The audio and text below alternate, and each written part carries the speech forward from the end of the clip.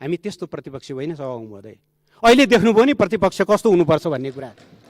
प्रतिपक्ष त कस्तो चल्ला हेर्दै गरौँला, सत्ता कस्तो चल्छ भन्ने कुरा चाहिँ अब नेपाली जनताले हेर्छ।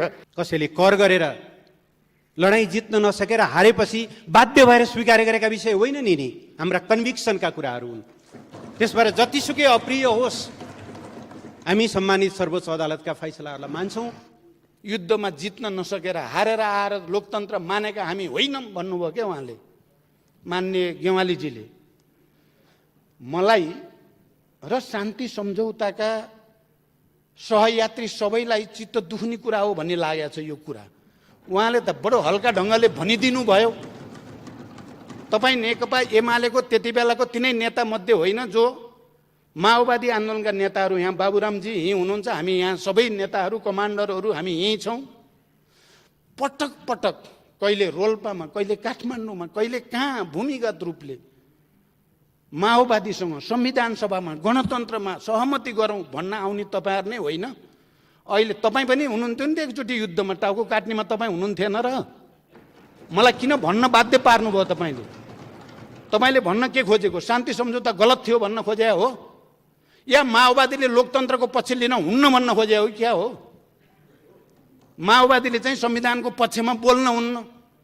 सम्माननीय सभामुख महोदय, नटसेलमा म यही भन्न चाहन्छु, जुन बाटोबाट, जुन विधिबाट सरकार परिवर्तन भयो, त्यो विधि, त्यो बाटो मुलुकको लोकतन्त्रका निम्ति दूरगामी नकारात्मक प्रभाव पर्ने बाटो। अदालतले प्रधानमन्त्री नियुक्त गरे होइन, अहिले पनि भन्न चाहन्छु म, अदालतले प्रधानमन्त्री नियुक्त गरेको होइन। मेरो मतमा आफ्नो पदीय मर्यादालाई बिर्सेर काम गर्नेहरूलाई होइन, नेपालमा संविधान छ, संवैधानिक सर्वोच्चता छ भनेर सम्झाउन मात्रै कोसिस गरे हो। सूर्य तातो छ, धेरै माथि पनि नजाऊ, पग्लिनु पर्छ भनेर अनुरोध गर्छु। भर्खरै सत्ताबाट बाहिरिनुभएका दलका नेताहरूलाई लोकतन्त्र त्यही आर्द्रता, त्यही उष्णताको बिचमा बसेको तन्त्र हो। धेरै उड्ने पनि काम नगर्नुहोस्, धेरै तल पनि नजानुहोस्, एउटा सीमाभित्र बस्नुहोस्। आग्रह गर्छु, no one has monopoly over truth. पटक पटक सुन्यो, अहङ्कारको भाव सुन्यो, सत्य एउटै हुन्छ, सत्य मैले देखाएको छु भन्ने भाव, त्यो सत्य देखाएको छु, सत्य एउटै हुन्छ भनेर एकाधिकार जनाउने प्रवृत्ति आज परास्त भएको छ। लोकतन्त्र विजयी भएको छ, संविधानवाद विजयी भएको छ। त्यसैले संसदले सम्मान व्यक्त गर्नुपर्दछ अदालतका लागि, अदालतलाई यो काम गरेकोमा। हिजो सत्ता कसरी प्रयोग हो? जनता कोरोनाको संक्रमणमा थियो, पहिलो निषेधाज्ञा जारी हुन्छ, निषेधाज्ञाको भोलिपल्ट नै पर्सिपल्ट नै अध्यादेशको क्रम सुरु हुन्छ। 1.5 वर्षदेखि निरन्तर रूपमा नेपाली जनताको स्वास्थ्यमाथि खेलवाल गरेर जनतालाई कोरोना संक्रमणको मुखमा धकेलेर कहिले यो अध्यादेश ल्याउने, कहिले संसद विघटन गर्ने, कहिले यो गर्ने, कहिले अदालतमाथि आक्रमण गर्ने, कहिले मिलेमतोबाट संसद समाप्त गर्ने, यो बाटो संविधानले देखाएको बाटो होइन। आग्रह गर्छु मान्य सदस्यलाई, एकपल्ट फेरि पढ्नुहोस्। 48 सालको संविधानमा 76 को 5 थिएन, अहिलेको संविधानमा 76 को 5 छ। यो हाम्रो विशिष्ट र श्रेष्ठ अनुभवबाट हामी त्यहाँ पुग्यौँ। आत्मसात गरौँ, संविधानका हरेक धाराहरू छन् भनेर। मलाई मन पर्या धारा रहन्छन्, मलाई मन पर्या धारा रहँदैनन् भनेर भन्न थाल्यौँ भने भोलि पनि कठिनाइ हुन्छ। सभामुख महोदय, भनिन्छ इतिहास दुईचोटि दोहोरिन्छ, पहिले दुखान्तको रूपमा र दोस्रो चोटि विद्रूप भएर अर्थात् प्रहसनको रूपमा। आज कता कता मलाई त्यो इतिहासको एउटा स्मरण भइरहेको छ। आज प्रधानमन्त्रीको रूपमा भर्खर विश्वासको मत मागेर यहाँबाट आफ्नो सिटमा फर्किनुभएका सम्माननीय शेरबहादुर देउवा गृहमन्त्री हुनुहुन्थ्यो 2048 साल पछि बनेको नेपाली कांग्रेसको सरकारमा। 2051 सालमा प्रधानमन्त्री गिरिजाप्रसाद कोइरालाले सरकारको नीति र कार्यक्रममाथि मतदान हुने क्रममा, उहाँको पक्षमा मतदान हुने कार्यक्रममा नेपाली कांग्रेसकै 36 जना सांसदहरू अनुपस्थित रहनुभयो र त्यो सरकार ढल्यो। नेपालको संसदीय इतिहासमा दलभित्रको असहयोग या दलीय विभाजनले निम्ति आएको पहिलो घटनाको साक्षी सम्माननीय शेरबहादुर आफै हुनुहुन्छ। दोस्रो सन्दर्भ आयो 2053 साल फागुनमा। उहाँ मनमोहन अधिकारीको लोकप्रिय सरकारलाई विस्थापन गरेर प्रधानमन्त्री बन्नुभएको थियो। उहाँले आज जस्तै गरिकन विश्वासको मत माग्नुभएको थियो,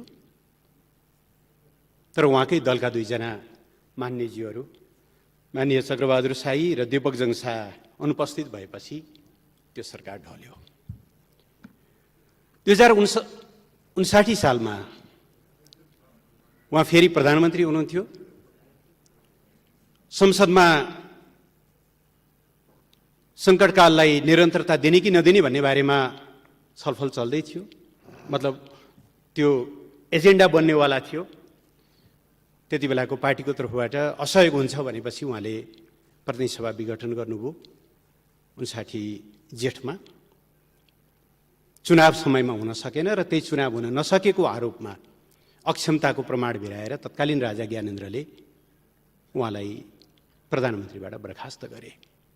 मैले इतिहासको यो सन्दर्भ किन भनेको भने सम्मानीय सभामुख महोदय, नेपालको प्रजातान्त्रिक आन्दोलनमा, प्रजातन्त्रको इतिहासमा, संसदीय इतिहासमा दलहरूको विभाजनले सरकारहरू गिराउने, लोकतन्त्र कमजोर गर्ने, दल संसदीय व्यवस्थाप्रति, प्रजातन्त्रप्रति वितृष्णा जगाउने एउटा इतिहास स्थापित भएको छ।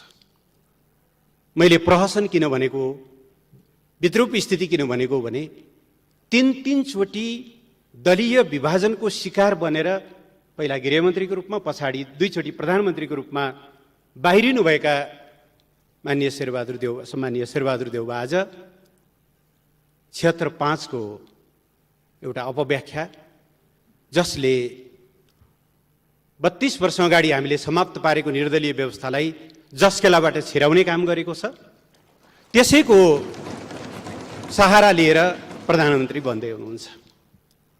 मैले यो बेला शुभकामना दिन, समर्थन गर्न कसरी गर्ने होला, एउटा बडो अप्ठ्यारो स्थिति सिर्जना भएको छ। सम्मानीय सभामुख महोदय, मैले यो विषय आज नेकपा एमाले सरकारबाट बाहिरिनु पर्यो, प्रतिपक्षमा बस्नु पर्यो भनेर भनिरहेको छैन। सभामुख महोदय, नेपाल कम्युनिस्ट पार्टीको स्थापना 2006 सालमा भएको थियो। अहिले हामी 72 वर्ष हाम्रो पार्टीले आफ्नो इतिहास पुरा गरेको छ र यो 72 वर्षमध्ये 36 वर्ष त हामी प्रतिबन्धित भूमिगत बन्देज भएको अवस्थाबाट गुज्रिँदै आएका छौँ र यो पनि यो संसदमा म रेकर्ड गराउन चाहन्छु।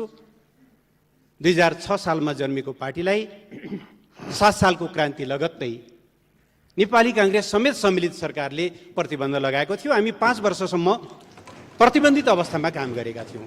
पञ्चायतको राजाको त कुरै गर्नु परेन। त्यस कारणले प्रतिबन्धित हुनु, विपक्षमा रहनु हाम्रा लागि सामान्य विषय हो। सभामुख महोदय, बहुदल आएपछिका 30-32 वर्षमा पनि अधिकांश समय हामी प्रतिपक्षमा छौँ र त्यो प्रतिपक्षमा रहँदा हामीले के कति भएका छौँ मैले त्यतातिर जान चाहन्न। प्रश्न को सत्तामा गयो, को सत्तामा गएन भन्ने कुरा होइन।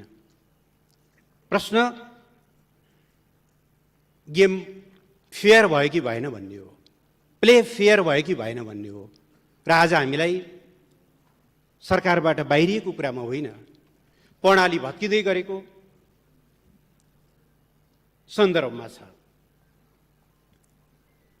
प्रधानमन्त्रीबाट हट्नु पर्यो भन्ने पनि चिन्ता होइन सभामुख महोदय। लोकप्रिय प्रधानमन्त्री मनमोहन अधिकारी जम्मा 9 महिना उहाँले काम गर्नुभयो। आज पनि नेपाली जनताको जिब्रोमा हुनुहुन्छ, मनमनमा हुनुहुन्छ, मुटुमुटुमा हुनुहुन्छ। बर्दियामा बाढी आएको बेलामा बाढीको निरीक्षण गरेर फर्किने क्रममा हेलिकप्टर दुर्घटनाबाट 6000 फिट माथिबाट तल झर्नुभयो, घाइते हुनुहुन्थ्यो। अविश्वासको प्रस्तावमा उठाइएका मेरो बारेमा लागेका आरोपहरूको जवाफ मैले सदनमा उपस्थित भएर दिन्छु भन्दा केही दिन पनि नकुरिकन उहाँलाई टिचिङ हस्पिटलबाट जवाफ दिन बाध्य बनाएर सरकारबाट हटाइएको पनि हामीलाई सम्झना छ। हामी सर्लक्क हटेका हौँ। हामी कमब्याक गऱ्यौँ। फेरि याद रहोस्, हामीले कमब्याक गऱ्यौँ 2054 सालको स्थानीय तहको निर्वाचनमा, शानदार झन्डै 2/3 सहित। अस्ति धेरै लामो समय भएको छैन, 73 साल साउनमा 9 गते होला सम्भवतः, सम्माननीय प्रधानमन्त्री केपी शर्मा ओलीलाई यस्तै गरी दोष यति थियो, उहाँले नाकाबन्दीको सामना गर्नुभयो। दोष यति थियो, उहाँले चीनसँग पारवन सन्धि गर्नुभयो। दोष यति थियो, क्रान्ति पुरा भइसकेपछि अब विकासका समृद्धिका सपना देख्नुपर्छ भनेर उहाँले सपना देखाउन थाल्नुभयो।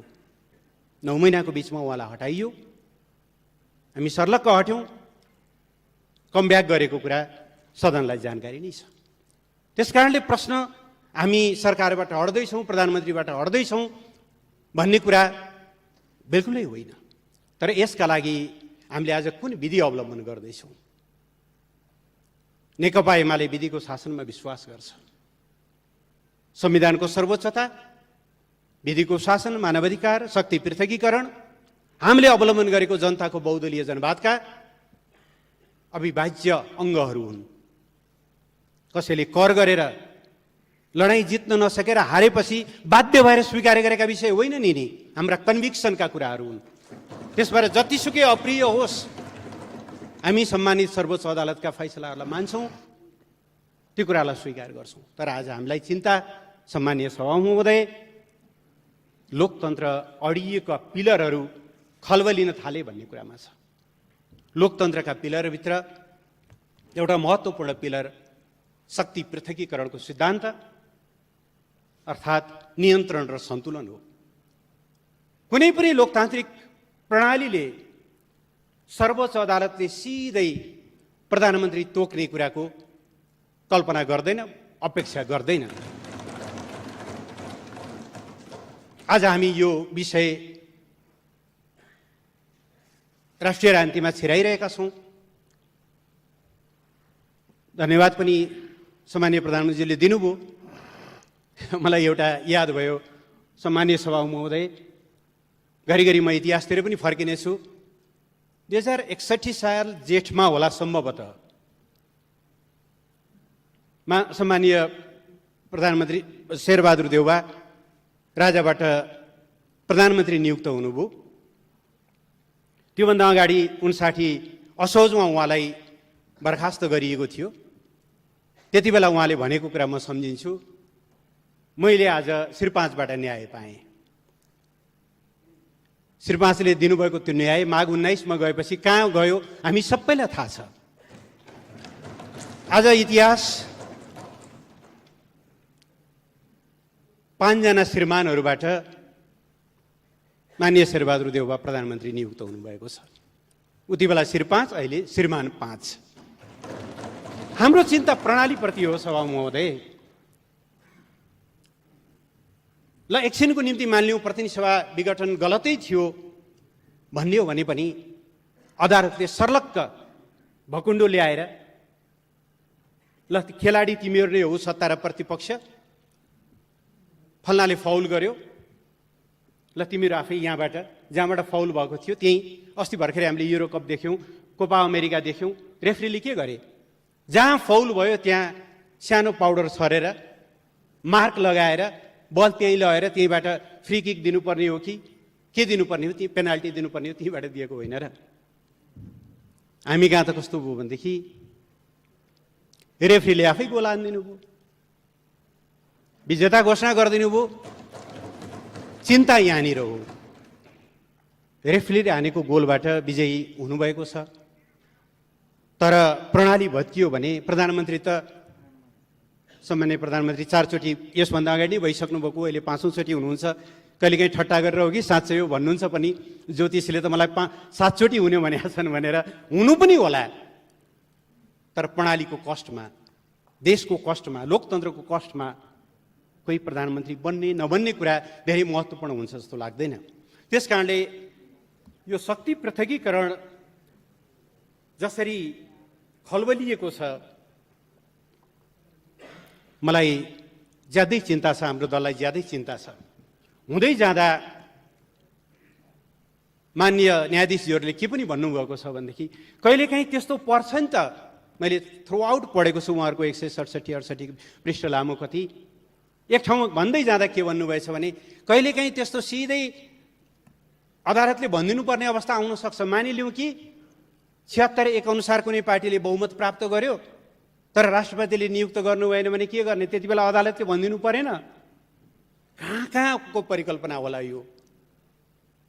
यसो गरेर लोकतन्त्र बलियो होला। हामी गाउँघरबाटै आएका छौँ, अधिकांश ओदानमा दाउराले भात पकाएर आएका छौँ। ओदानको एउटा मात्रै खुट्टा भाँचियो या एउटा मात्रै खुट्टा अग्लो या होचो भयो भने सभामुख महोदय कसौडी पल्टिन्छ, अगेनामा पाक्दै गरेको भात खस्किन्छ। हामीलाई चिन्ता शक्ति पृथकीकरणका ती 3टा पद्धतिहरू भत्किए भन्ने कुरा हो। दोस्रो, हाम्रो चिन्ता निर्वाचनमा जाने कुरालाई अलोकतान्त्रिक भनियो, निरङ्कुश भनियो। कस्तो विडम्बना छ।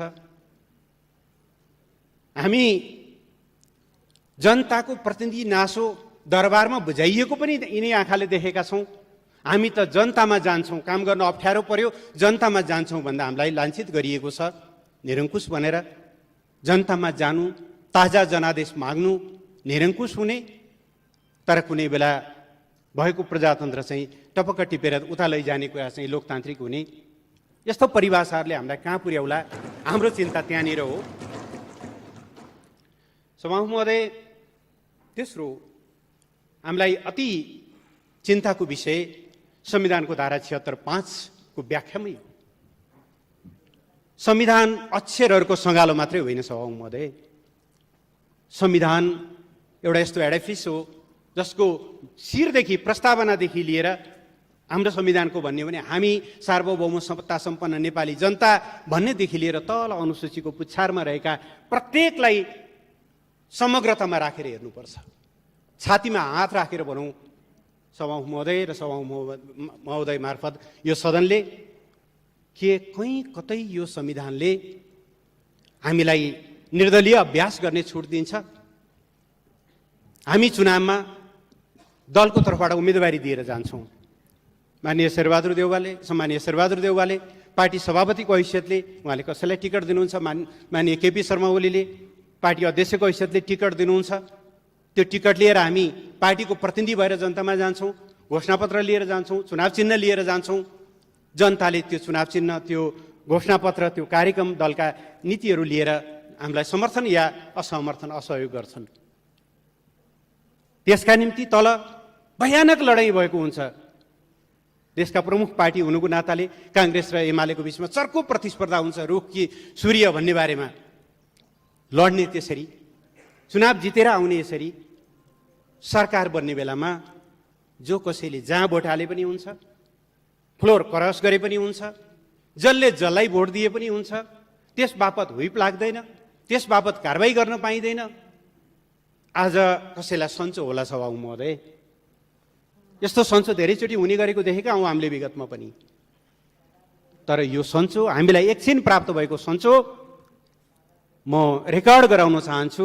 नेपालको लोकतन्त्र भर्खर स्थापित सङ्घीय लोकतान्त्रिक गणतन्त्रका लागि क्रोनिक बन्नेछ, क्यान्सर बन्नेछ।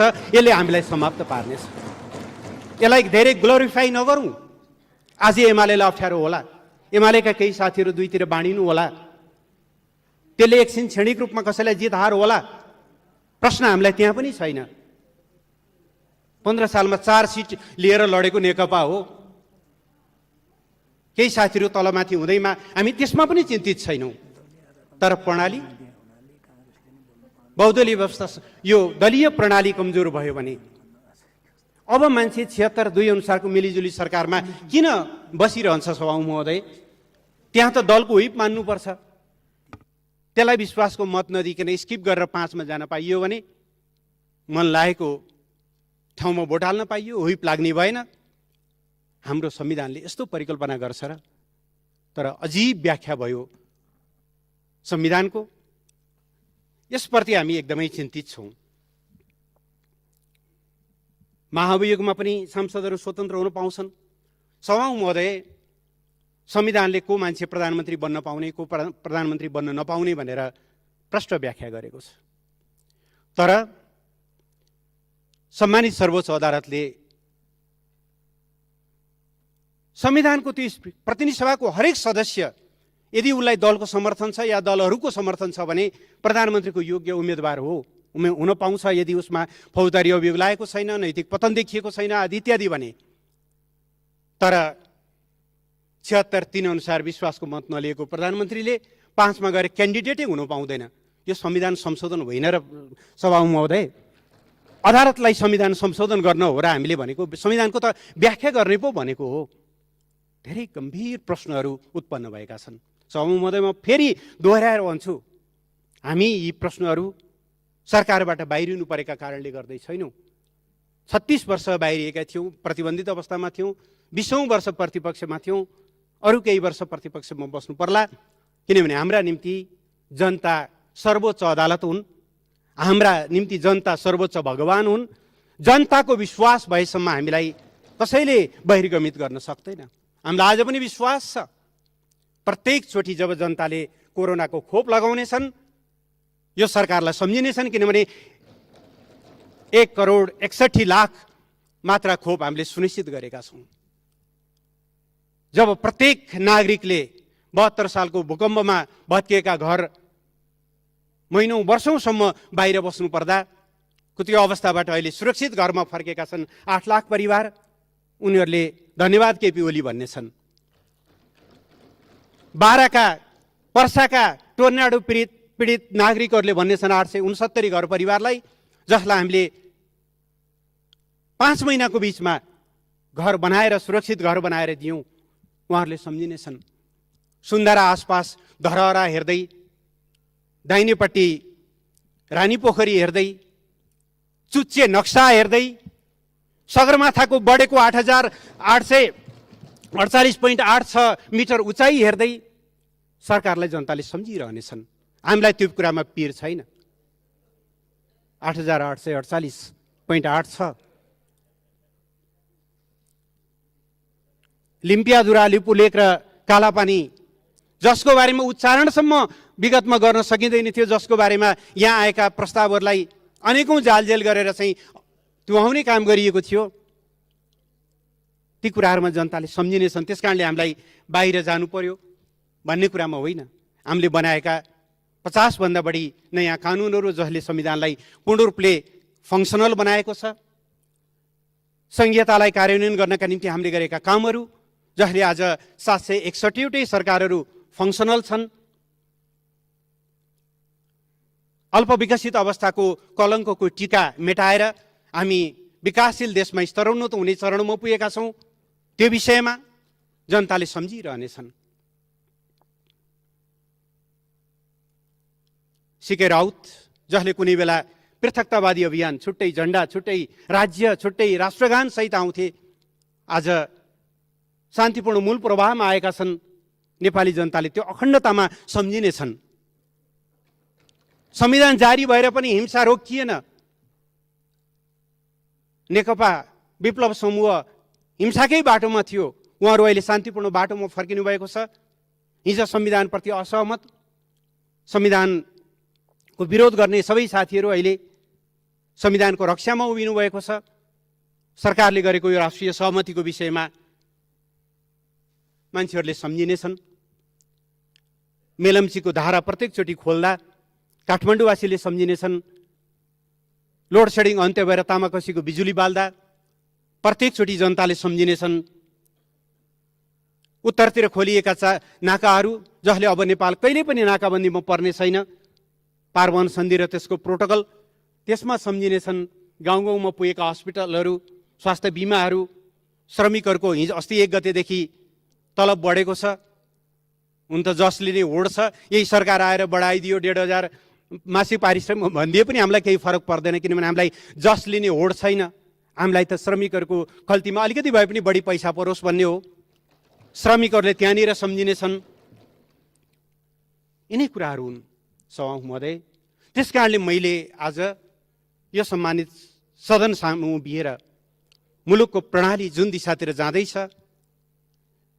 गिरिजाप्रसाद कोइरालाले, स्वर्गीय गिरिजाप्रसाद कोइरालाले भन्नुहुन्थ्यो, एउटै पुस्ताले 3 चोटिसम्म प्रजातन्त्रको लागि लड्यौँ, अब आउने पुस्ताले लड्नु पर्दैन। तर यही ढङ्गले प्रणाली भत्काउँदै गयौँ, कसैलाई प्रधानमन्त्री बन्न, कसैलाई प्रधानमन्त्रीबाट हटाउन, यही ढङ्गका हतियारहरूको हामीले सहारा लिँदै गऱ्यौँ। यिनै सिद्धान्तहरू स्थापित हुँदै गयो भने प्रणाली के होला, अलिकति हाम्रो चिन्ता त्यहाँनिर छ।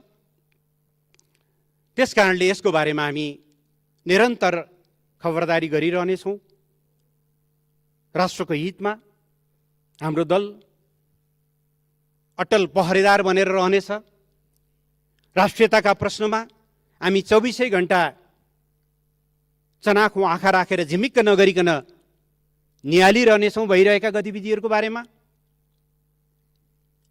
देश र जनताको हितमा लोकतन्त्र र संविधानको रक्षाका खातिर हामी रचनात्मक प्रतिपक्ष बस्नेको रूपमा रहनेछौँ। सभामुखमहोदय, यस्तो रचनात्मक प्रतिपक्ष होइन जसले, मलाई फागुन 23 गते साँझ यस्तै बेलाको सम्झना आइरहेछ सभामुखमहोदय, त्यति बेलाको सरकारले एसिड पीडितहरूमाथि भएको त्यो बर्बर अत्याचारलाई अन्त्य गर्नको लागि पीडकहरूलाई कानुनी दायरामा ल्याउन अध्यादेश ल्याएको थियो, तर त्यो अध्यादेश यहाँ पेश हुन पाएन। हामीले खोप लगाउन सुरु गरिसकेका थियौँ इमर्जेन्सी अथराइजेसन मार्फत। अध्यादेश नलाइकन, खोप सम्बन्धी ऐनमा संशोधन नगरिकन त्यो भ्यालिड हुँदैन थियो, वैध हुँदैन थियो। त्यो हामीले प्रस्तुत गर्न पाएनौँ। सत्यनिष्ठ मेलमिलाप आयोग, बेपत्ता व्यक्ति छानबिन सम्बन्धी आयोगका म्यादहरू सकिन लागेका थिए, ती अध्यादेशहरू प्रस्तुत हुनु पाएनन्। हामीले एउटा बडो दारुण दृश्य देखेर त्यस दिन फर्किनु पर्यो। हामी त्यस्तो प्रतिपक्ष होइन सभामुखमहोदय। अहिले देख्नुभयो नि प्रतिपक्ष कस्तो हुनुपर्छ भन्ने कुरा। सरकारले ल्याएका हरेक कुराको विरोध गर्नुपर्छ भन्ने भएको भए विरोध गर्ने विषयहरू थियो होलान्, तर हामीले गर्दैनौँ। मेरिट बेसमा, इस्यु बेसमा जहाँनिर विरोध गर्नुपर्छ नेकपा एमाले सशक्त ढङ्गले विरोध गर्नेछ। जहाँनिर विरोध गर्नु पर्दैन त्यहाँनिर विरोध गर्दैन। हामीलाई विरोध कुनै फेसन, कुनै रहर होइन। हामी त्यो ढङ्गले जाने छैनौँ। हाम्रो एउटै आग्रह छ। म धन्यवाद भन्न चाहन्छु सम्माननीय प्रधानमन्त्रीज्यूलाई कि उहाँले अघिल्लो सरकारले थालेका राम्रा कामहरूले निरन्तरता पाउनेछन् भन्नुभयो। त्यसले निरन्तरता पाउने कुरामा यहाँले प्रतिपक्ष सकारात्मक रहेको पाउनुहुनेछ। तर कुनै बहानामा तिनीहरूलाई उल्ट्याउन खोजियो भने फेरि प्रतिपक्षको भूमिकामा हामी सशक्त ढङ्गले नै प्रस्तुत हुनेछौँ। सम्मानीय सभामुख महोदयले देशको स्थितिको निम्ति, देशको अहिलेको अवस्थाको निम्ति सहकार्य, सहमति, समझदारीको कुरा गर्नुभयो। राम्रो कुरा हो। हामी चाहन्छौँ त्यस्ता संस्थाहरू, त्यस्ता आसनहरू, त्यस्ता गरिमामय पदहरू सबैका साझा बन्न सकुन्। त्यो भूमिका व्यवहारमा सबैतिरबाट प्रकट हुन सकोस्। यिनै कुराहरू राख्दै सम्माननीय सभामुख महोदय, नटसेलमा म यही भन्न चाहन्छु, जुन बाटोबाट, जुन विधिबाट सरकार परिवर्तन भयो, त्यो विधि, त्यो बाटो मुलुकको लोकतन्त्रका निम्ति दूरगामी नकारात्मक प्रभाव पर्ने बाटोबाट आएको हुनाले यसचोटि सम्माननीय प्रधानमन्त्री शेरबहादुर देउवालाई नेकपा एमाले समर्थन गर्न नसक्ने, विश्वासको मत दिन नसक्ने, हामी प्रतिपक्षमा रहने र प्रतिपक्षमा रहेर जनताको भूमिका तदनुरूप निर्वाह गर्ने जानकारी गराउँदै म आफ्नो भनाइलाई टुङ्ग्याउन चाहन्छु। धन्यवाद। भने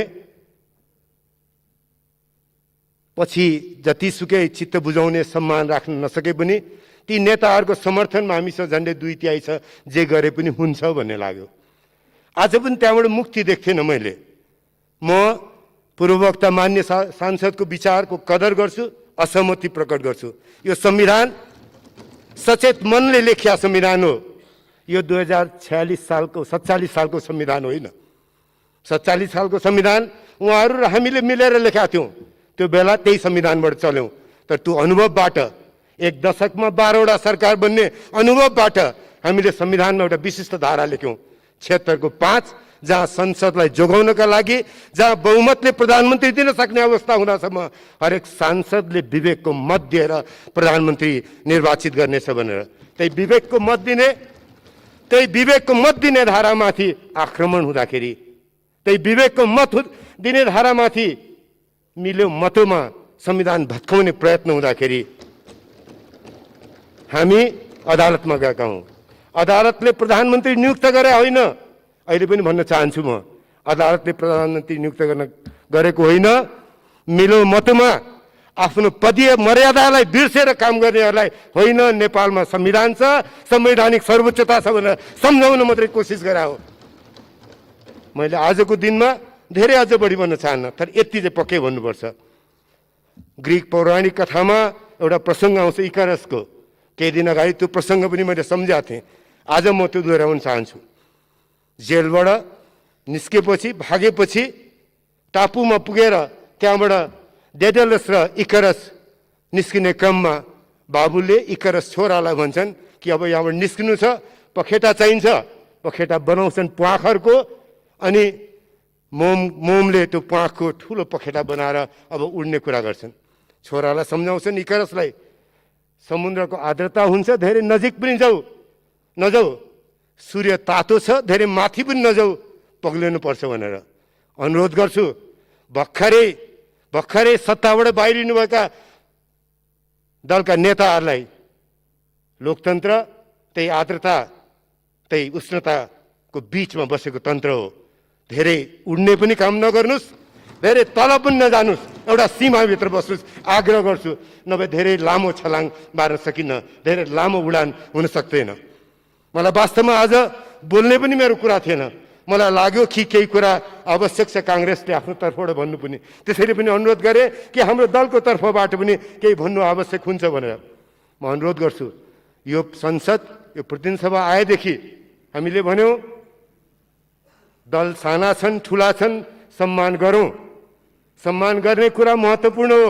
लोकतन्त्रले सबैभन्दा ठुलो सुन्दर पक्ष आफूसँग असहमत हुनेलाई पनि सम्मान गर्न सिकाउँछ। बिपी कोइरालाले जेल जर्नलमा लेख्नु भएको छ, एउटा वाक्य मेरा लागि सदैव मननीय छ, सत्य बहुआयामिक हुँदो रहेछ।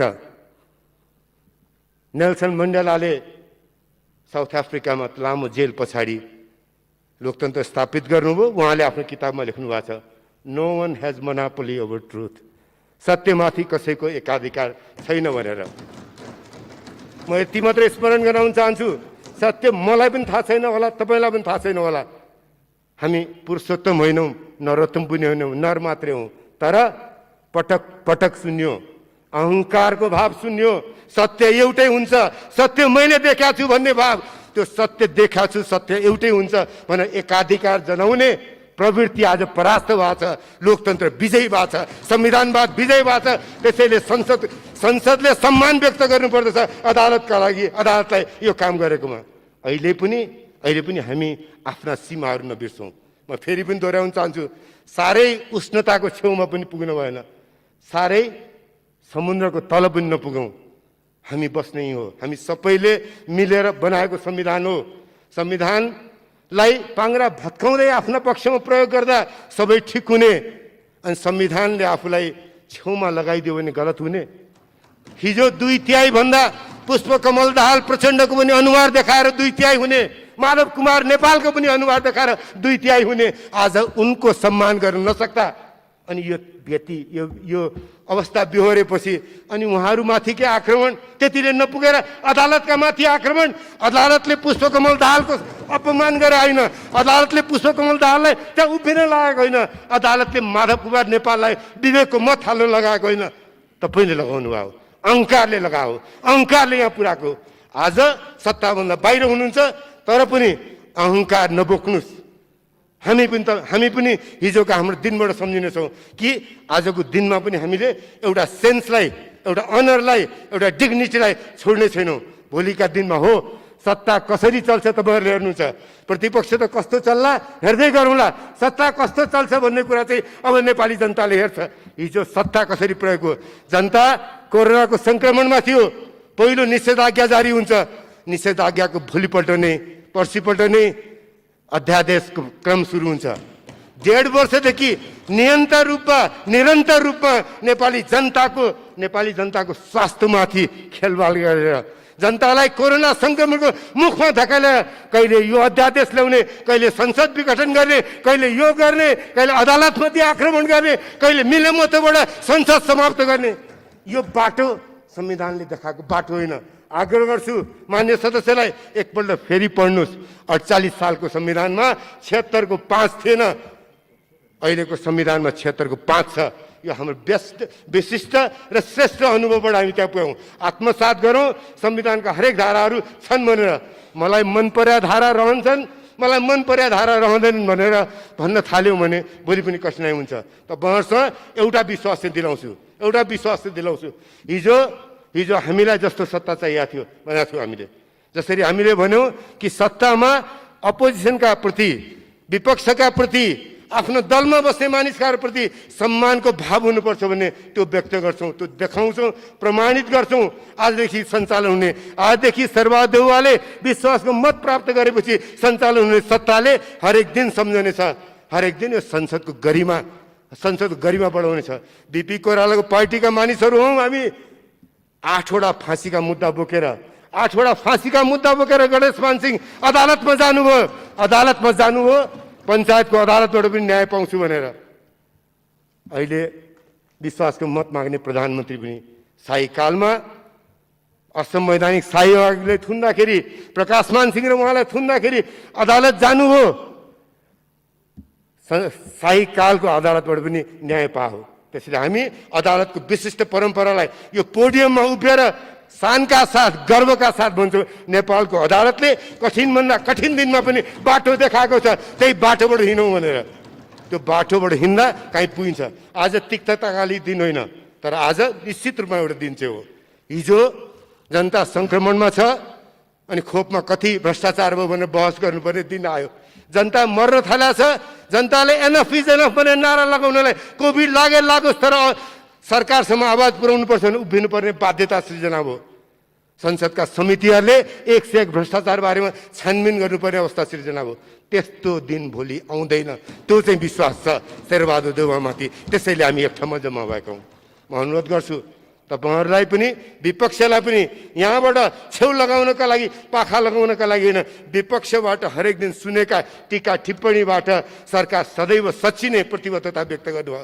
अघि माननीय शेरबहादुर देउवाले ओली सरकारले गरेको राम्रा कामको निरन्तरता र भुलचोकलाई के सच्याउँदै अगाडि जान्छु भन्दाखेरि त्यही ह्युमिलिटी पेस देखाउनु भयो, त्यही नम्रता देखाउनु भयो। त्यो नम्रतालाई कमजोरीका रूपमा व्याख्या नगरियोस्, हामी गिरिजाप्रसाद कोइरालाको पार्टीका मानिसहरू हौँ। गिरिजाप्रसाद कोइरालाले शान्ति प्रक्रिया सुरु गर्नुभयो, त्यो शान्ति प्रक्रियाबाट बनेको संविधान हो। हिजोको संविधान हामीलाई प्रिय थियो 48 सालको, तर हामीले अहिलेको संविधान, नेपालको संविधान 48 सालको संविधान जस्ता तस्तै लेखा होइन। यो संविधान बनाउनका लागि हिजो रगतको आहालमा बसेको देशमा सबै राजनैतिक दलहरूलाई लिएर जसरी हिँड्नुभयो, शेरबहादुर देउवा त्यही विशिष्ट परम्पराको उत्तराधिकारी हुनुहुन्छ। प्रचण्डलाई साथ लिएर हिँड्नुहुन्छ, बाबुराम भट्टराईलाई साथ लिएर हिँड्नुहुन्छ, माधव नेपाललाई साथ लिएर हिँड्नुहुन्छ, उपेन्द्र यादवलाई साथ लिएर हिँड्नुहुन्छ, केपी ओली र महन्त ठाकुरलाई पनि साथ लिएर हिँड्नुहुन्छ। त्यो परम्परा काङ्ग्रेसले बिर्सिँदैन। त्यसैले पनि शेरबहादुर देउवालाई विश्वासको मत दिनुहोस्। पुरै संसदलाई आग्रह गर्न चाहन्छु, एउटा नयाँ बाटो सुरुवात गरौँ, विश्वासको बाटोको सुरुवात गरौँ। नयाँ इतिहास लेख्नलाई हामी संविधान लेख्यौँ हो, उपलब्धि भएको छ। संविधान बनाउने क्रममा संसदभन्दा बाहिरिनु भयो, संविधान सभाभन्दा बाहिरिनु भएका दलका नेताहरू पनि निर्वाचनको प्रक्रियामा सामेल भएर यो संविधानलाई अझ परिमार्जित गर्न सकिन्छ, समय सापेक्ष बनाउन सकिन्छ, हाम्रा कुरामा अरूलाई पनि चित्त बुझाउँला भनेर संसदमा आउनुहोस्। अनि यो संसद त्यो बाटोमा, सबैको विश्वास आर्जन गर्ने बाटोमा हिँड्न सट्टा हरेक दिन एउटा माथि आक्रमण, एउटालाई होच्याउने, एउटाले के गिराउने, त्यो बाटोमा हिँड्दाखेरि संविधानको रक्षा हुँदैन। अदालतलाई धेरै चर्को स्वरमा संसदको विशेषाधिकारलाई प्रयोग गरेर गाली गर्दाखेरि संविधान बलियो हुँदैन। क्षमा गर्नु होला, यो ठाउँमा विशेषाधिकार, संसदको विशेषाधिकार प्रयोग गरेर बोल्दा हामीले हरेक सम्मानित संस्थाहरूका प्रति इज्जत गर्न सकेनौँ भने फेरि पनि जोखिममा पर्छ लोकतन्त्र। कमसेकम लोकतन्त्र जोगाउने, लोकतन्त्रलाई परिमार्जन अझ राम्रो बनाउने, बलियो बनाउने, नेपालको समृद्धिको इतिहास निर्माण गर्ने बाटोमा सँगै होला। हिजो हो जनताले पत्याएर केपी शर्मा ओली र उहाँको गठबन्धनलाई मत दियो। हामी काङ्ग्रेसलाई भन्दा 10% बढी मत दिएको थियो गठबन्धनलाई, तर त्यो विश्वास समृद्धिको यात्रामा तपाईँले जनताको विश्वास, सँगै बसेका दलको विश्वास, आफ्नो पार्टीका नेताहरूको विश्वास राखिराख्नु भएको भए पटक पटक संसद विघटन गर्नुपर्ने थिएन। पटक पटक जनतालाई कोभिडको जोखिममा धकेलेर, पटक पटक जनताको स्वास्थ्यमाथि खेलवाड गरेर भ्रष्टाचारका श्रृङ्खला निर्माण गर्ने सट्टा तपाईँले आज पनि सत्तामा बसेर सत्ता सञ्चालन गरिरहनुहुन्थ्यो। हामी छेउमा बसेर विपक्षमा बसेर हुन्थ्यौँ। यो ठाउँमा पुर्याउनु हो, हामीले पुऱ्याएको होइन। शेरबहादुर देउवा त अन्तिमसम्म बहुमत छँदा पनि प्रधानमन्त्री बन्न तयार हुनुभएको थिएन। उहाँलाई आशा थियो तपाईँहरू अहिले त्यति बेला पनि सचिन हुन्छ भन्ने। उहाँलाई आशा थियो प्रचण्डको दुखेको मनमा मलम लगाउनु चाहिँ केपी ओलीले भनेर। उहाँलाई आशा थियो माधव नेपाल र अरू नेताहरूको सम्मानलाई केपी ओलीले पुरा गर्नुहुन्छ भनेर। गर्नु भएन। त्यस पछाडि पनि शेरबहादुर देउवा अगाडि बढ्नु भएन। जब संविधानले 76 को 3 ले बनाएको प्रधानमन्त्रीले 1 महिनाभित्र विश्वासको मत प्राप्त गर्नुपर्छ भने संविधानलाई थाहा छैन 76 को 3 को प्रधानमन्त्रीसँग बहुमत हुन्न भनेर। 76 को 4 ले स्पष्ट रूपमा अपेक्षा गर्छ कि 76 को 3 को प्रधानमन्त्रीले 1 महिना लगाएर दलहरूसँग सम्बन्ध राख्छ। दलहरूलाई भन्छ यसरी सहयोग गर्नुहोस्, यो सहयोग गर्नु, यसरी नीतिहरू बनाऊ, यी तपाईँको एजेन्डा यसरी मान्छु, यो सम्झौता हुनसक्छ, मिलेर सरकार चलाउँ भनेर। 76 को 3 को प्रधानमन्त्री अरू दलका प्रतिको सम्मान त के, आफ्ना दलका नेताहरूप्रति पनि सम्मानको भाव नराखिकन 76 को 4 अनुसारको विश्वासको मत लिन्न भन्ने। अनि आज बहुमत सांसदले विवेकको मत प्रयोग गरेर नयाँ प्रधानमन्त्री नियुक्तिका लागि जाँदा मिले मतबाट संसद विघटन गरेपछि अदालतले गरेको न्यायलाई यो संविधानको विशिष्ट तागतका रूपमा बुझौँ। कोही सत्ताबाट बाहिरियो होला, संविधान हामीले यस्तै लेख्या हौँ, यही अनुसार हुन्छ। र लोकतन्त्रका जुनसुकै देशमा काहीँ न काहीँ मान्छेको सांसदको विवेकको मत प्रयोग गर्ने ठाउँ हुन्छ। म नेपाली काङ्ग्रेसबाट प्रस्तावित मोरङ क्षेत्र नम्बर 2 को सांसद हुँ, प्रतिनिधि सभाको सदस्य हुँ। तर मलाई काङ्ग्रेसले मात्रै मत हालेको छैन। मलाई मत हाल्ने मान्छे अरू थुप्रै पार्टीका मानिसहरू पनि छन्। त्यसैले उदाहरणका लागि एउटा मात्रै देश भन्छु मैले, थुप्रै देश छन्, विशिष्ट आफ्ना किसिमका संविधान छन्, खालि दलीय हुइप मात्रै, सांसदले विवेक प्रयोग नगर्ने भने अमेरिकामा बहुमत नभएको दलको राष्ट्रपतिले बजेट पास गर्न सक्दैन। त त्यहाँ बजेट पनि पास हुन्छन्। तल्लो र माथिल्लो दुवै सदनमा बहुमत नभएका थुप्रै राष्ट्रपतिले पहिलेको इतिहासमा मात्रै आधुनिक इतिहासमा पनि बजेट पास गरेर देश चलाएका छन्। त्यसैले संसदीय व्यवस्थाले, लोकतन्त्रले अपेक्षा राख्छ दलीय अनुशासनको, तर सँगसँगै विवेकको मत दिने, विवेकलाई प्रयोग गर्ने ठाउँ जहिले पनि खुला राख्या हुन्छ, बाँकी राख्या हुन्छ। 76 को 1, 2, 3, 4 होइन, 5 हो विवेकको मत राख्ने ठाउँ। त्यसैको आधारबाट शेरबहादुर देउवालाई संसदले प्रधानमन्त्री नियुक्त गर्ने कुराका लागि हाम्रो दावीलाई ठिक ठहर गरेको। म एकपल्ट फेरि अनुरोध गर्छु, आजको दिनमा अलिअलि उचनिच होला, अलिअलि तनाव होला, कसैलाई हामीलाई उन्माद छैन, बाहिरिनु वा साथीहरूले पनि धेरै ठुलो मनमा तिक्तता नलिनुहोस्। संविधान जोगाउने हो, नेपाली जनताको दुःख मेट्नुपर्छ। समृद्धिको सपना बोकेको 75 वर्षको इतिहास, बलिदानीपूर्ण सङ्घर्षबाट यहाँ आइपुगेका हौँ हामी। आउने दिन पनि प्रधानमन्त्री जो रहन्छ, विपक्षमा जो रहन्छ, हामी सबैको कर्तव्य हुन्छ कोभिडको सङ्क्रमणबाट जनतालाई जोगाउने। हामी सबैको कर्तव्य हुन्छ। ओलीजीलाई हिजो आशा गरेर जनताले समृद्ध नेपाल, सुखी नेपाली बनाउला भनेर राखेको थियो। कमसेकम त्यो जिम्मा चाहिँ अब शेरबहादुर देउवाले लिनुहुन्छ, समृद्ध नेपाल, सुखी नेपाली बनाउने।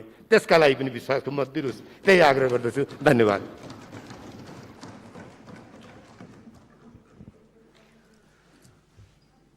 माननीय श्री पुष्पकमल दाहाल प्रचण्ड।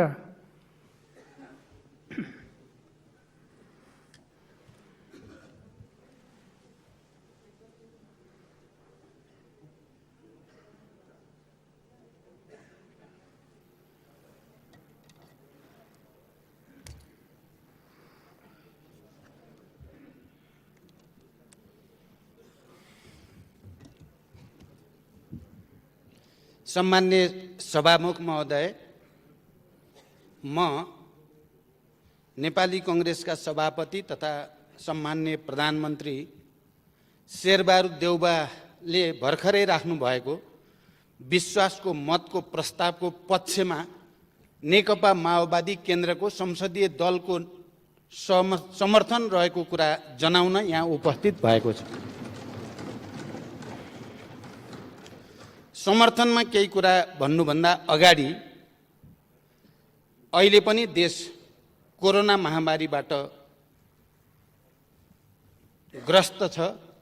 म ती हजारौं नेपाली नागरिकहरू जसको मृत्यु भएको छ कोरोनाको कारणले, उनीहरूप्रति हार्दिक श्रद्धाञ्जली व्यक्त गर्न चाहन्छु।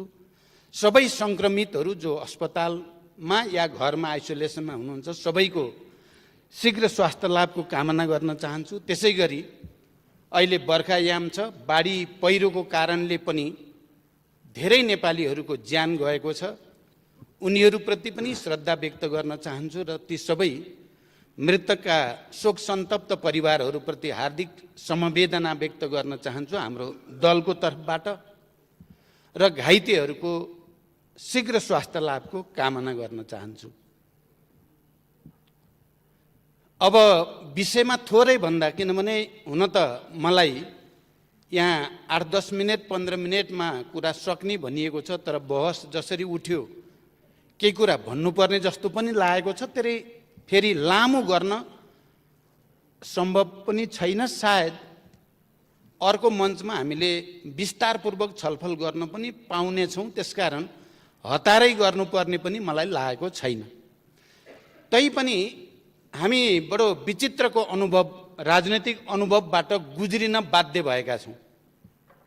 संविधान सभाबाट संविधान हामीले मिलेर बनायौँ, निरङ्कुशताका विरुद्ध आन्दोलन हामीले मिलेर गऱ्यौँ, निर्वाचन हामीले मिलेर लड्यौँ, प्रतिस्पर्धा पनि गऱ्यौँ र एउटा सपना, एउटा परिकल्पना हामीले गरेका थियौँ। तर अहिले 5 वर्ष नपुग्दै दुईपटक संसद विघटन अनि फेरि अदालतबाट संसद पुनर्स्थापनाको नेपालको इतिहासमा सायद यस्तै अनुभव त पहिलाको छैन। हुन त एकजना मान्नेले विगतका थुप्रै विघटनका अनुभवहरू तिता मिठा रहेको कुरा बताउनु भयो, तर यस्तो अनुभव यस्तै किसिमको त थिएन। 2/3 बहुमतको प्रधानमन्त्रीले आफ्नो बहुमत हुँदा हुँदै पटक पटक संसद विघटन गर्ने र देशलाई दुर्घटनामा धकेल्ने त पहिलो पटक नै नेपालको इतिहासमा भएको हो। यो विडम्बना आज मैले चाहिँ यो सम्मानित सदन अगाडि मैले बोल्नु पर्दा, जसले गठबन्धनबाट एउटा राजनीतिक स्थायित्व होला देशमा भन्ठान्यो र प्रस्ताव लिएर गयो, त्यो मान्छेले बोल्नु पर्दा, पार्टी एकता गरौँ र देशमा लेफ्टहरूको राम्रो जनाधार छ, ठुलो उभार आउला र विकास समृद्धितिर देश लान सकिएला भनेर एकताको प्रस्ताव राख्ने मान्छेले आज उभिएर यो सदन दोस्रो पटक पुनर्स्थापित भएको सदनको अगाडि उभिँदा अब मेरो अनुभूति के होला? मलाई लाग्छ मान्य सदस्यहरूले गहिरो गरी विचार गर्नुभयो भने त्यसलाई बुझ्न सक्नुहुन्छ भन्ने मलाई लाग्छ। यस्तो दुर्दशा यति छिटो देख्न पर्ला भनेको भए मैले किन गठबन्धनको प्रस्ताव लान्थेँ होला, किन पार्टी एकताको प्रस्ताव लान्थेँ होला। त्यसकारण मैले यहाँ अहिले पनि त्यति स्वाभाविक लागिराखेका छैन यो बीचका घटनाक्रमहरू पनि। म विषयमा 2-4वटा कुरा भन्नुभन्दा अगाडि नै के भन्न चाहन्छु भने, अस्ति प्रधानमन्त्रीको शपथ ग्रहण कार्यक्रम या नियुक्तिको प्रक्रियाभित्र हामी राष्ट्रपति भवनमा, राष्ट्रपति कार्यालयमा चाहिँ केही अस्वाभाविक खालका परिघटना भए। मैले खालि ध्यानाकर्षण मात्रै गराउन चाहन्छु। त्यहाँ प्रधानमन्त्री नियुक्तिको सन्दर्भमा प्रयोग भएको भाषा जो थियो संविधानको मर्म र भावना विपरीत थियो र शपथ ग्रहण नै रोकिएको थियो। त्यो आफैमा यस्तो खालको पटक पटक हुने कुरा थिएन।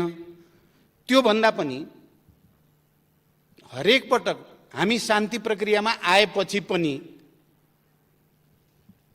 आउने प्रधानमन्त्री र जाने प्रधानमन्त्री साइड बाई साइड कुर्सीमा बस्ने, त्यो काङ्ग्रेसको होस् कि कम्युनिस्टको होस्, त्यो एमालेको होस् कि माओवादीको होस्, त्यो अर्को कसैको किन नहोस्, हुन्थ्यो र शपथ ग्रहणपछि कुर्सी साटिन्थ्यो। तर अहिले सम्मान्य शेरबहादुर देउबाजीका सन्दर्भमा त्यो दृश्य देखिएन। निवर्तमान प्रधानमन्त्री त्यहाँ उपस्थित हुन आवश्यक ठान्नु भएन।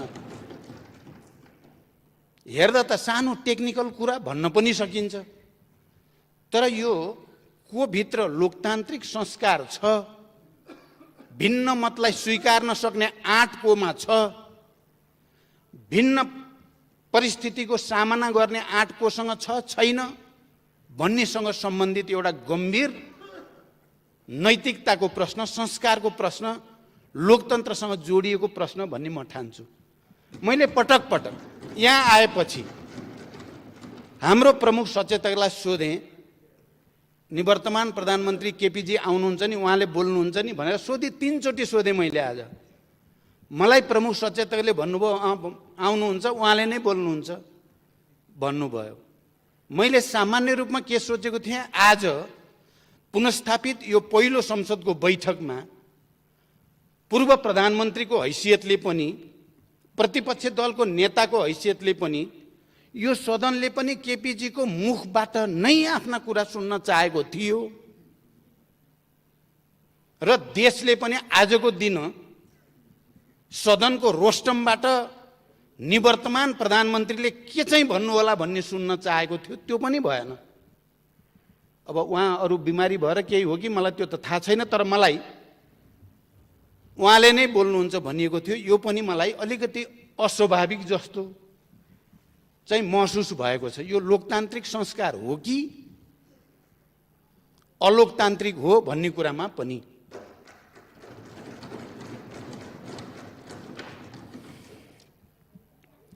भनिन्छ के भने तर्क त धेरै गर्न सकिन्छ, तर धेरै तर्कलाई एउटै तथ्यले चाहिँ राम्रैसँग खण्डन गर्न सक्छ पनि भनिन्छ। अहिले अघि प्रतिपक्षको तर्फबाट मान्य सदस्यले जे जति कुरा राख्नुभयो, हामी त्यही पार्टीको नेतृत्वमा नबसेको हुन्थ्यौँ भने त हामी केपीजीको अहङ्कार र दम्भको अत्याचारको जाँतोमा नपिसिएका हुन्थ्यौँ भने त उहाँले भनेको चाहिँ अलिअलि हो कि भन्न पनि सकिन्थ्यो।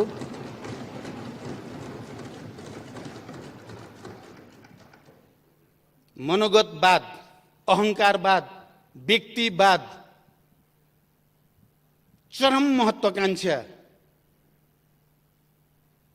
छल कपट जाल झेल भन्ने एउटा गर्ने अर्को, त्यसको साक्षी हामी हुँदैनथ्यौँ भने त यो देशमा उहाँले चाहिँ उल्टा पाल्टा सुल्टा कुरा गर्दैन होला होला भन्थे होला। तर हामी यहाँ जिउँदैछौँ र उपस्थित छौँ क्या, यहीँ चल्दैन, त्यस्ता झुटा कुरा चल्दैन। अब त नेपाली जनताले राम्रो बुझेको छ, भ्रष्टाचार गर्दिन, गर्न पनि दिन्न। के को लागि त भ्रष्टाचारको ढाकछोप गर्नको लागि वाक्य रहेछ प्रधानमन्त्रीको भन्ने कुरा जनताले बुझिसके, त्यो पनि चल्दैन।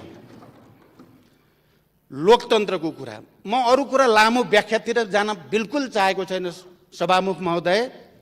लोकतन्त्रको कुरा गर्दा पहिलोचोटि संसद विघटन गर्दा उहाँले भनेको कुरा के हो त? केपीजीले भनेको कुरा के थियो भने पार्टीभित्र मलाई काम गर्न दिएन त्यसकारण विघटन गरे। सबैले सुन्नु भएको छ, पार्टीभित्र काम गर्न नदिएको हुनाले संसद विघटन गर्न पाइन्छ? तपाईँ हामी सबैले स्वीकारेको कुरा के हो भने प्रतिनिधि सभा अथवा यो संसद भनेको जनताको सार्वभौम अधिकारको उपभोग गर्ने सर्वोच्च संस्था हो। पार्टीभित्र विवाद मिलाउन नसकेको कारणले संसदलाई भिक्टिम गर्न पाइन्छ? कुन चाहिँ लोकतन्त्र हो यो? कुन चाहिँ लोकतान्त्रिक संस्कार हो यो? पार्टीभित्र विवाद हुँदा पार्टीको मेजोरिटीलाई स्वीकार गर्न नसक्ने, मेजोरिटीलाई जबरजस्ती सत्ताको बलमा त्यसलाई खिच्न खोज्ने चाहिँ कुन चाहिँ लोकतान्त्रिक संस्कार हो त्यो पनि छोडिदिउँ। संसद अघि मान्य गेवालीजीले भनेको कुरातिरै म थोरै मात्रै जान चाहन्छु। उहाँले विगतको थुप्रै अनुभव बताउनु भयो। पहिलो कुरा त यो संविधान 46 साल पछिका बनेका तमाम सरकारहरू भएको प्रतिनिधि सभाको विघटन र मध्यावधिको प्रक्रिया भन्दा बिल्कुल फरक चिज हो भन्ने कुरा स्मरण गर्न म सबैलाई अनुरोध गर्न चाहन्छु। यो शान्ति सम्झौता पछिको ठुलो ऐतिहासिक राजनीतिक परिवर्तन पछिको सङ्घीय लोकतान्त्रिक गणतन्त्र अन्तर्गतको राजतन्त्र अन्तर्गतको होइन। त्यो संविधान हो भन्ने कुरा किन बिर्सिन खोजिँदैछ? पहिलाका तिता मिठा अनुभवहरू राजतन्त्र कालका राजा महाराजाहरूले गरेका, उनीहरूले गरेका प्रधानमन्त्रीका नियुक्ति आदि इत्यादि सबैसँग शान्ति सम्झौतापछि सङ्घीय लोकतान्त्रिक गणतन्त्रपछि संविधान सभापछि बनेको संविधानको जस्ताको तस्तै तुलना हुनै सक्दैन। यो अर्कै चिज हो। म त्यतापट्टि पनि लामो व्याख्या गर्न चाहन्न। म के भन्न चाहन्छु भने माओवादी पार्टी र 7 राजनीतिक दल जसको नेतृत्व गिरिजाप्रसाद कोइरालाले गर्नुभएको थियो, बीचमा शान्ति सम्झौता भएर एउटा नयाँ पोलिटिकल कोर्स यो देशमा अगाडि बढ्यो र त्यो नयाँ राजनैतिक कोर्स अन्तर्गत संविधान सभा र सङ्घीय लोकतान्त्रिक गणतन्त्र भएको हो। र विगतका अनुभवहरू, विगतका अरू त भइहाले, 46 सालको ऐतिहासिक जनआन्दोलन पछिका सरकार बन्ने र भत्कने अनुभवहरूको शिक्षा लिएर नै सचेत रूपले तपाईँ हामी सबै होइन, अहिले जो साथीहरू बडो चिन्ता लाग्यो भन्नुभयो, ती चिन्ता गर्ने साथी पनि संविधान सभामा हुनुहुन्थ्यो होइन र? तपाईँहरू पनि संविधान बनाउनेमा सहभागी होइन र? 76 को धारा 76 को उपधारा 5 अब फेरि पटक पटक प्रधानमन्त्रीलाई सनक छुट्यो भने, इच्छा जाग्यो भने या अप्ठ्यारो पर्यो भने खुरुक्क संसद विघटन गर्ने यो प्रावधान चाहिँ राख्न हुँदैन भनेर कैयौँ दिन बहस गरेर राखिएको 76(5) होइन। अनि तपाईँलाई यो 76(5) ले बडो त्यत्रो चिन्ता लागेको छ भने मान्य सदस्यहरूलाई म भन्न चाहन्छु, प्रतिपक्षी दलमा रहनुभएकालाई तपाईँको इमान्दारिता के हुन्थ्यो, तपाईँको लोकतान्त्रिक संस्कार के हुन्थ्यो भने संविधान संशोधन गरौँ। यो 76 को उपधारा 5 ले लोकतन्त्रलाई क्षति पुग्ने भयो भनेर तपाईँले कहिल्यै भन्नुभयो? अनि तपाईँ त्यसको रिसले संसद विघटन गर्दै हिँड्ने, सार्वभौम संस्थालाई निर्मम तरिकाले प्रहार गर्दै हिँड्ने, जनताको मन मुटुमा छुरा रोपे जस्तो गरिकन जनताले चुनेका प्रतिनिधिहरूलाई हत्या गर्दै हिँड्ने, म राजनीतिक भाषामा भनेको हत्या हो, यसलाई फेरि अर्को अर्थमा नलियोस्। अनि अहिले आएर 76(5) लाई दोष दिएर लोकतन्त्र जान लाग्यो, प्रणाली बर्बाद भयो भनेर गोहीको आँसु चुहाएर दुनियाँ कसैले पत्याउँछ तपाईँलाई? किन पत्याउने तपाईँलाई? बार बार विघटन गरेर लोकतन्त्रको चाहिँ निर्मम हत्या गर्ने, अनि चाहिँ बडो चिन्ता, प्रणालीको चिन्ता। 76(5) के हो? 76(5) सार्वभौम यो प्रतिनिधि सभाको विशेषाधिकार हो। त्यो पार्टी भन्दा माथि जनताको सार्वभौम अधिकारको संरक्षण गर्नको लागि प्रतिनिधि सभालाई दिएको विशेषाधिकार हो। त्यो त्यसको प्रयोग हुँदा तपाईँहरूलाई त्यत्रो चिन्ता?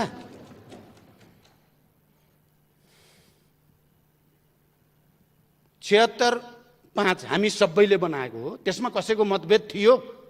जो साथीहरूको मतभेद थियो ती मतभेद हुने साथीहरूको त अरू थुप्रै विषयमा थियो, तर जसले हामी संविधान लेख्यौं हाम्रो सर्वसम्मत थियो।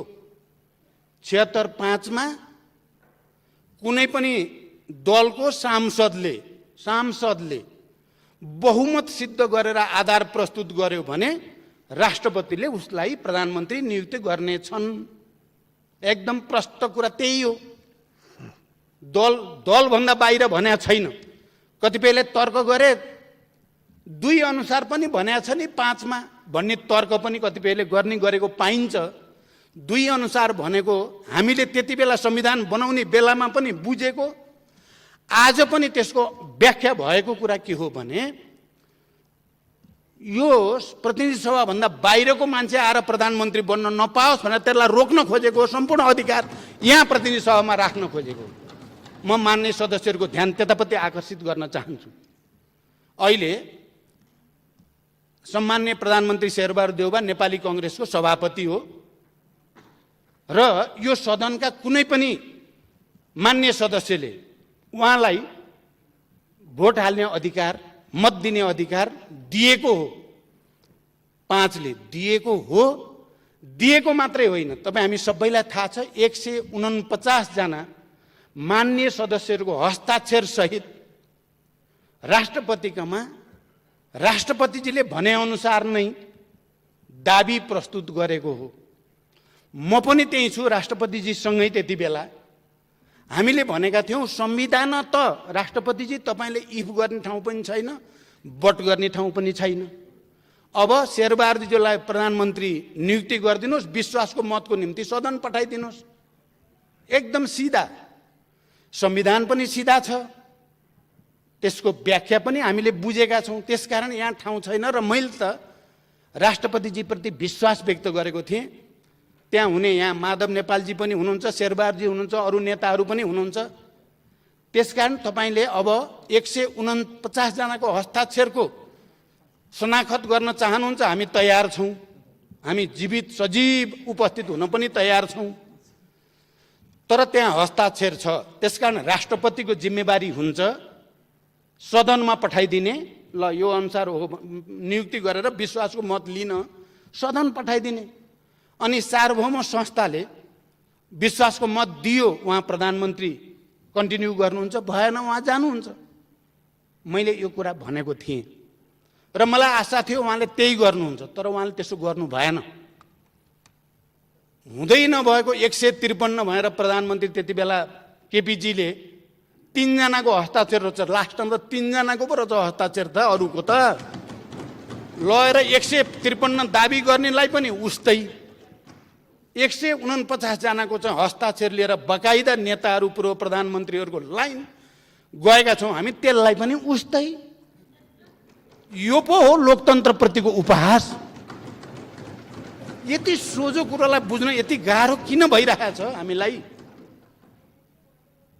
त्यसकारण अहिले हामीले नै होइन र तपाईँ हामी सबैले सर्वसम्मत रूपमा संविधानको अन्तिम व्याख्या त सर्वोच्च अदालत हुनेछ। लेख्ने हामी होइन, सही गर्ने हामी होइन, सर्वोच्चले गर्यो। पहिलो संसद विघटन हुँदा पनि हामीले जनताको आवाज पनि सुन्यौँ। बुद्धिजीवी, पत्रकार सबै मैले त भन्ने गरेको छु, बेस्ट ब्रेन नेपालकाहरूको सुनियो हामीले आवाज। अदालतले अन्ततः संविधानको मर्म र भावना अनुसार नै संसद पुनर्स्थापना गर्यो। पुनर्स्थापना गर्नु पो लोकतान्त्रिक भयो त यसलाई हत्या गर्नु लोकतान्त्रिक हुन्छ? अहिले पनि 76-5 मा गएर पर्यो। जालझेल त पहिल्यै भयो नि। 3 को प्रधानमन्त्रीले 4 मा चाहिँ आफैले मार्ग प्रशस्त गर्छु भनेर 5 मा फेरि लास्टमा दाबी गरेर रातारात संसद विघटन गर्ने लोकतन्त्र, यो संविधान मिचियो, लोकतन्त्र मिचियो भन्ने चाहिँ फेरि अराजक प्रणालीविहीन, यो मिल्ने कुरा हो र यो कहाँ मिल्यो? क्या कुराको तालमेल तारतम्य त मिल्नु पर्यो नि कहीँ न कहीँ। अनि अदालतले 76, अस्ति हाम्रो राष्ट्रपति कार्यालयमा छलफल हुँदा पनि यही विषय भएको थियो। 76-5 अनुसार 149 जनाको हस्ताक्षर लिएर गएपछि शेरबहादुरजीलाई प्रधानमन्त्री नियुक्ति नगर्नु पो संविधान विरोधी काम भयो, लोकतन्त्र विरोधी काम भयो। अदालतले नियुक्ति गरे होइन शेरबहादुरलाई, 76-5 को व्याख्या गरे हो। एकदम क्लियर होस्, 76-5 को व्याख्या गरिदियो। 76-5 सबै मान्य सदस्य, तपाईँ हामी सबैलाई विवेक प्रयोग गर्ने विशेषाधिकार हो। यो संविधानले दिएको, सङ्घीय लोकतान्त्रिक गणतन्त्रको संविधानले संसदलाई दिएको, सांसदहरूलाई दिएको विवेक प्रयोग गरेर भए पनि अकालमा मृत्यु हुनुबाट संसदलाई बचाऊ भने होइन। अनि बचायो, सिधा छ कुरा। यहाँ हाय तौबा गर्नुपर्ने म त कहीँ कुरा देख्दिनँ। म फेरि हाम्रो प्रतिपक्षीको साथीहरूलाई लौ निर्दलीय हुने भयो, कत्रो चिन्ता हो। निर्दलीय किन बनायो हामीले? निर्दलीय संविधान उपधारा 5 किन राखे हामीले? अनि सबै ठाउँमा हुइप नलाग्ने भनेको छ र? जुन ठाउँमा प्रतिनिधि सभाका सदस्यहरूलाई आफ्नो अन्तरात्माको आवाज सुन, प्रतिनिधि सभा बचाऊ, संविधान बचाऊ भनेर अधिकार दियो, त्यो अधिकार प्रयोग गर्ने चाहिँ निर्दलीय, त्यो अधिकारलाई कुण्ठित गर्न चाहिँ दलीय। कसरी मिल्छ यो कुरा? मैले कहीँ कतै छेउटुप्पो देख्दिनँ। अहिले भन्दै जाँदा एउटा वाक्य प्रयोग गर्नु मलाई छ्यास्स चाहिँ बिज्यो। म यो कुरा पनि भन्न चाहन्छु, युद्धमा जित्न नसकेर हारेर आएर लोकतन्त्र मानेका हामी होइनौँ भन्नुभयो क्या उहाँले, माननीय गेवालीजीले। मलाई र शान्ति सम्झौताका सहयात्री सबैलाई चित्त दुख्ने कुरा हो भन्ने लागेको छ यो कुरा। उहाँले त बडो हल्का ढङ्गले भनिदिनु भयो। तपाईँ नेकपा एमालेको त्यति बेलाको तिनै नेता मध्ये होइन जो माओवादी आन्दोलनका नेताहरू, यहाँ बाबुरामजी यहीँ हुनुहुन्छ, हामी यहाँ सबै नेताहरू कमान्डरहरू हामी यहीँ छौँ। पटक पटक कहिले रोल्पामा, कहिले काठमाडौँमा, कहिले कहाँ भूमिगत रूपले माओवादीसँग संविधान सभामा गणतन्त्रमा सहमति गरौँ भन्न आउने तपाईँहरू नै होइन? अहिले तपाईँ पनि हुनुहुन्थ्यो नि त एकचोटि युद्धमा, टाउको काट्नेमा तपाईँ हुनुहुन्थेन र? मलाई किन भन्न बाध्य पार्नुभयो तपाईँले? तपाईँले भन्न के खोजेको? शान्ति सम्झौता गलत थियो भन्न खोजे हो, या माओवादीले लोकतन्त्रको पक्ष लिन हुन्न भन्न खोजे हो? क्या हो? माओवादीले चाहिँ संविधानको पक्षमा बोल्न हुन्न। बरु मैले त के देख्छु नेपालको इतिहासमा, जो जति पछि हतियार उठाएर शान्ति प्रक्रियामा आयो त्यो त्यति बढी लोकतान्त्रिक भएको, त्यो उदार भएको देखेको छु मैले त। अनि तपाईँले माओवादीलाई चाहिँ लोकतन्त्रको कुरा गर्न नपाउने, युद्ध हारेर आएर अहिले लोकतन्त्रवादी हुन खोजेको भन्ने, हारेको हो, तपाईँहरूले जिते हो। यही हो त तर्क। यसले नै नेपालको शान्ति प्रक्रियालाई दिगो बनाउँछ त यही विचारले। यति हेपाई तपाईँ यहीँ पनि, तपाईँहरू अरूलाई त सायद सामान्य नै लाग्या नै हुनसक्छ, तर मलाई त बेसरी घोच्यो त्यसले। 7 राजनीतिक दल एकातिर, माओवादी अर्कोतिर, गिरिजाप्रसाद कोइराला र मेरो बिचमा हस्ताक्षर यही हलमा, यही भवनमा गरिएको हो र नेपालमा एउटा नयाँ युग र प्रक्रियाको सुरुवात भयो। त्यसलाई सम्मानित गर्नुको सट्टा आज आएर युद्धमा जित्न नसके हुनाले लोकतन्त्रको बाध्य भएको पार्टी होइन एमाले रे। माधवजी हुनुहुन्छ यहाँ आज, उहाँ पनि बडो चिन्तित त बरु उहाँ हुनुहुन्छ माधवजी, जसले गणतन्त्रको निम्ति, संविधान सभाको निम्ति, शान्ति सम्झौताको निम्ति नेकपा एमालेको नेतृत्व गरेर भूमिका खेल्नुभयो। आज उहाँलाई पनि निकै ठुलो पीडा दिइएको छ, निकै ठुलो अपमान दिइएको छ। के त्यो चाहिँ लोकतान्त्रिक हो? जसलाई सम्मान गर्नुपर्ने हो उसलाई अपमानित गर्ने चाहिँ लोकतन्त्र हुन्छ? त्यसैकारण मैले नै भन्छु, यहाँ चाहे नेपाली कांग्रेसले 7 सालमा हतियार उठायो, 17 सालपछि पनि उठाएको हो। नेकपा एमालेको पृष्ठभूमि पनि हतियार उठाएकै पृष्ठभूमि हो। अनि तपाईँहरू चाहिँ लोकतान्त्रिक हुन पाउने, अलि अगाडि आएको हुनाले पाउने, माओवादी चाहिँ नपाउने भन्ने हुन्छ? के तर्क हो यो? क्या सानो तर्क देखिन्छ, तर त्यो भित्र धेरै गहिरो कुरा छ।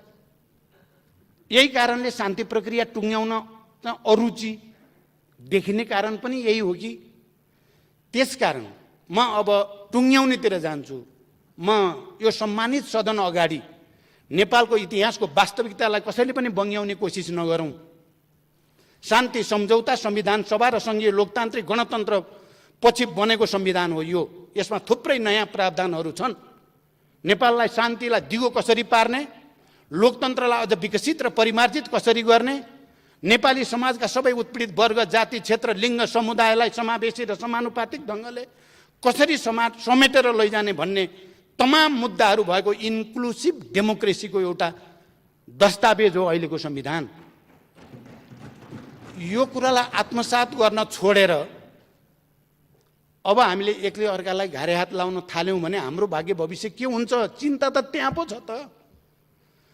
म सम्मानित सर्वोच्च अदालतलाई आभार सहित धन्यवाद भन्न चाहन्छु। यो पटक उहाँहरूले संविधानलाई डिरेल गर्न खोज्ने, संघीयतालाई डिरेल गर्न खोज्ने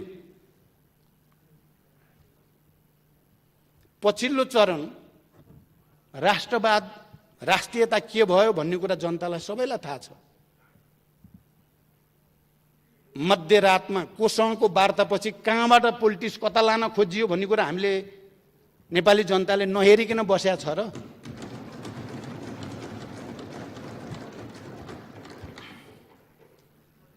पटक पटक कम्युनिस्ट आन्दोलनलाई एकताबद्ध गर्ने, पार्टीलाई एकताबद्ध गर्ने, उदारतापूर्वक तपाईँ 5 वर्ष चलाउनुहोस्, पार्टी चाहिँ गडबड नगरौँ भन्ने माथि निर्मम ढङ्गले प्रहार गर्ने प्रवृत्ति कसरी लोकतान्त्रिक हुन सक्छ?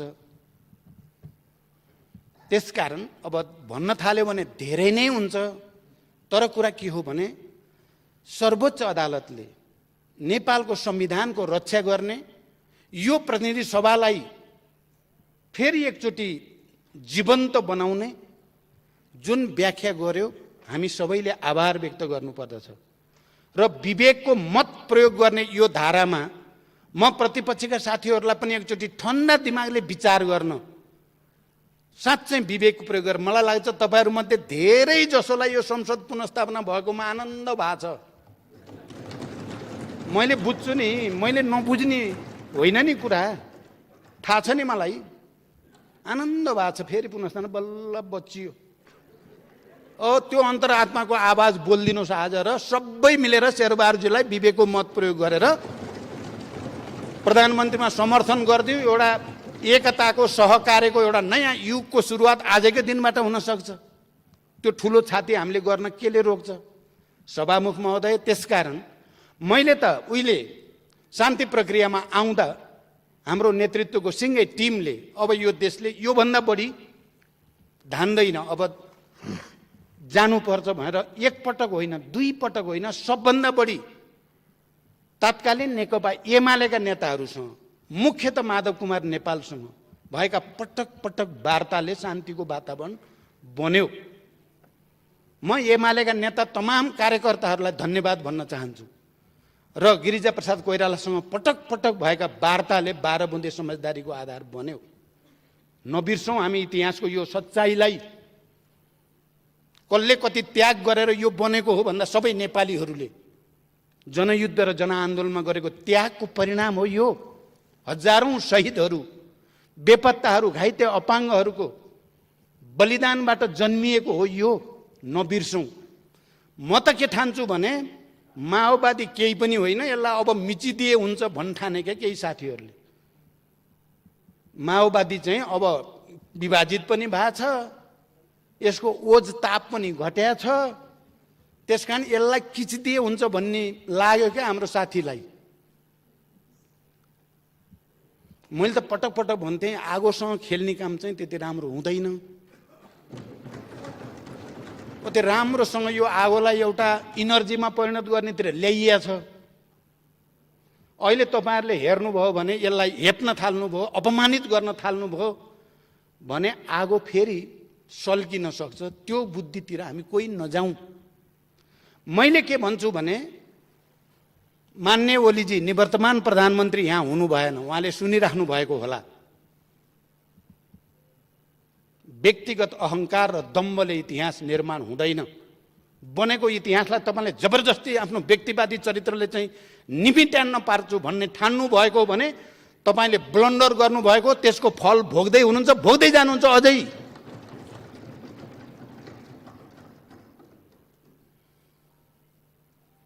हामी अहिले नेतृत्वकर्ता नै जिउँदैछौँ, त्यति सजिलो चाहिँ चिज होइन। हामी तपाईँले माइनस गर्न खोजेर अपमानित गर्न खोजेर अनि यिनीहरू निमोठिन्छन् भन्ने ठानिएको हो भने नेपाली जनताको अझ उत्पीडित वर्ग, जाति, क्षेत्र, लिङ्ग, समुदाय, समावेशी सबैका आवाजहरूको प्रतिनिधित्व हो हामी। त्यसकारण म विनम्रतापूर्वक हामी सबै मिलेर बनाएको संविधान, हामी सबै मिलेर गरेको आन्दोलन, हामी सबै मिलेर गरेको निर्वाचन, त्यसबाट हामीले सहकार्यको एउटा नयाँ यात्रा सुरु गर्ने भनेको कुरालाई सबैले गहिरो गरी ध्यान दिउँ।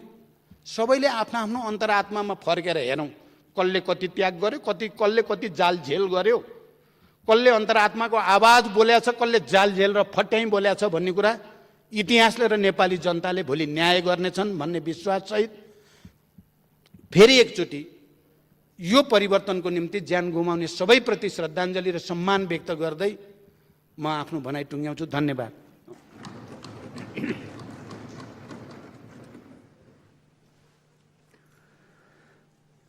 माननीय श्री महन्त ठाकुर